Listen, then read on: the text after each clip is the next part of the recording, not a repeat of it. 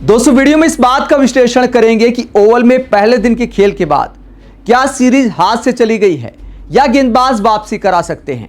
पहले दिन भारत की बल्लेबाजी खराब थी या पिच ही खतरनाक है। पूरे दिन के खेल का विश्लेषण करेंगे। पहले बात करते हैं टीम इंडिया की प्लेइंग 11 के बारे में।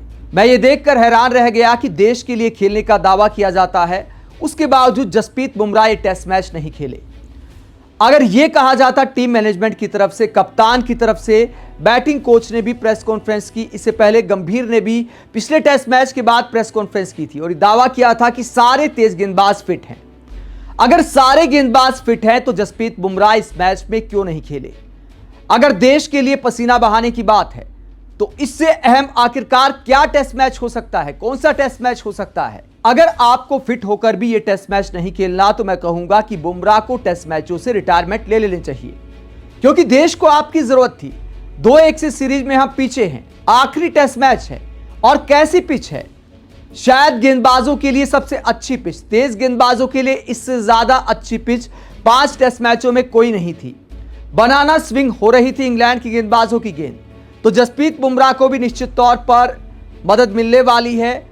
और क्या पता पहले गेंदबाजी आ जाती भारत की, वो तो पहले से मालूम नहीं था, लेकिन बुमराह नहीं खेलेंगे ये टॉस से पहले ही डिसाइड हो गया था। तो जाहिर सी बात है बहुत खराब फैसला है। अगर बुमराह को नहीं खेलना है, इस कॉन्ट्रैक्ट के साथ खेलना है कि भैया मैं तो 3 ही टेस्ट मैच खेलूंगा, तो फिर टीम को आपका कोई फायदा नहीं है। फिर आप पर्सनल माइलस्टोन्स के लिए खेल रहे हैं। क्या बुमराह फिर टेस्ट मैच इसलिए खेल रहे हैं कि गिनती हो रही भैया इतने 5 विकेट होल हो गए, इतने विकेट हो गए, इतनी एवरेज से विकेट ले रहे हैं। अगर टीम के काम नहीं आ सकते, अगर सीरीज जिताने के लिए आप नहीं खेल सकते, फिट होकर नहीं खेल सकते, तो फिर टेस्ट मैच खेलने का कोई फायदा नहीं है। आप व्हाइट बॉल खेलिए, वहां पर ओडीआई वर्ल्ड कप जिताइए, T20 जिताइए। टेस्ट मैच खेलने का कोई फायदा नहीं है अगर आप सीरीज के डिसाइडर मैच में नहीं खेल सकते। अब बात करते हैं आज के खेल की। थोड़ी किस्मत भी भारत की खराब है। 15 टॉस लगातार हार चुके भारत के कप्तान सूर्य कुमार यादव, रोहित शर्मा और अब शुभमन गिल मिलाकर लगातार 15 मैचों में तीनों फॉर्मेट में हम टॉस हार चुके हैं। और ऐसे ग्राउंड पर, ऐसे हालात में टॉस कई बार डिसाइडर भी हो जाता है। यहां पर इंग्लैंड ने जो विकेट लिए पहले दिन, बहुत ज्यादा मदद थी गेंदबाजों को। ऐसे में टॉस बहुत बड़ा फैक्टर था जो इंग्लैंड के हक में गया। एक ऐसी पिच जहां पर अच्छी खासी घास छोड़ी गई थी और पिच में बहुत ज्यादा नमी थी, ओवरकास्ट कंडीशंस थी, तो सारे हालात इंग्लैंड के गेंदबाजों के पक्ष में थे। निश्चित तौर पर स्विंग गेंदबाजी के लिहाज से यह सबसे अच्छी पिच थी। इतनी स्विंग गेंद हो रही थी कि इंग्लैंड के गेंदबाज कंट्रोल तक नहीं कर पा रहे थे। भारत की टीम को थोड़ा इंग्लैंड को धन्यवाद भी करना चाहिए। 30 एक्स्ट्रा रन दिए हैं इंग्लैंड के गेंदबाजों ने, तब जाकर 204 पर 6 विकेट का स्कोर है।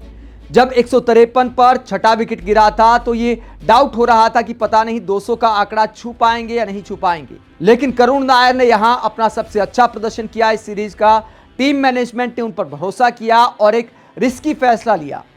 शार्दुल ठाकुर को बाहर करके एक बल्लेबाज खिलाया, ये सोचकर शायद खिलाया कि यार शार्दुल ठाकुर की गेंदबाजी भी ना के बराबर हो रखी है, जब बल्लेबाजी के लिए ठाकुर को रखना है तो फिर करुण नायर को ही खिला लिया जाए। टीम मैनेजमेंट का यह दांव काम करता दिखाई दे रहा है। अगर करुण नायर 50 नहीं बनाते तो शायद टीम इंडिया अब तक ऑल आउट हो चुकी होती। हालांकि दोस्तों पिच को देखते हुए आप बल्लेबाजों को ज्यादा दोष भी नहीं दे सकते। ज्यादातर बल्लेबाज अच्छी गेंद पर आउट हुए, चाहे जायसवाल का विकेट हो, चाहे साई सुदर्शन का विकेट हो, चाहे रविंद्र जडेजा का विकेट हो। इतनी अच्छी गेंद थी जो विकेट लेने वाली गेंद थी। गेंद बहुत ज्यादा स्विंग कर रही थी, तो उसमें बल्लेबाजों को आप बहुत ज्यादा दोष तो नहीं दे सकते। हाँ, शुभमन गिल ने अपना विकेट जरूर गिफ्ट कर दिया, वो भी एक टर्निंग पॉइंट था जहां पर टैप करके ऐसे दौड़े शुभमन गिल, समझ नहीं आया कि कप्तान का दिमाग आखिरकार कहां चला गया।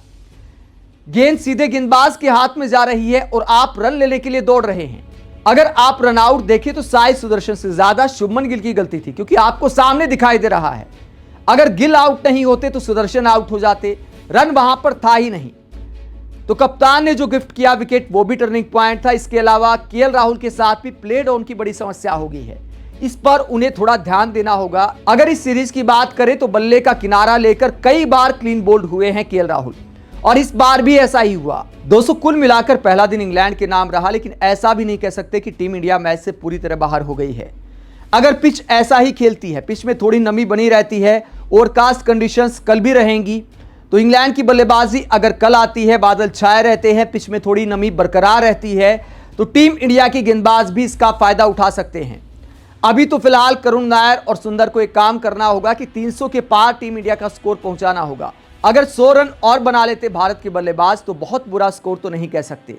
लेकिन दोस्तों, पिछले टेस्ट मैच में भी ऐसा दिखाई दे रहा था। कई बार क्या होता है ऐसे मैदानों पर, शुरुआत में तो तेज गेंदबाजों को मदद मिलती है, लेकिन धीरे धीरे जैसे नमी कम होती चली जाती है पिच में, तो वहां पर स्विंग कम होती चली जाती है। ऐसे में हो सकता है दूसरी पारी में उतनी ज्यादा परेशानी इंग्लैंड के बल्लेबाजों को ना हो। तो निश्चित तौर पर फिलहाल इंग्लैंड की टीम आगे दिखाई दे रही है। अब बाजी भारत के गेंदबाजों के हाथ में है, करुण नायर, सुंदर के हाथ में है कि भारत की पहली पारी के स्कोर को कहां तक ले जाते हैं। उम्मीद करते हैं कि बल्लेबाज थोड़ा सा सम्मानजनक स्कोर तक ले जाएंगे, पौने 300 तक ले जाएंगे, तो फाइट यहां पर हो सकती है पिच के हिसाब किताब को देखते हुए। आपको क्या लगता है, टीम इंडिया फाइट कर पाएगी या फिर सीरीज हाथ से चली गई है?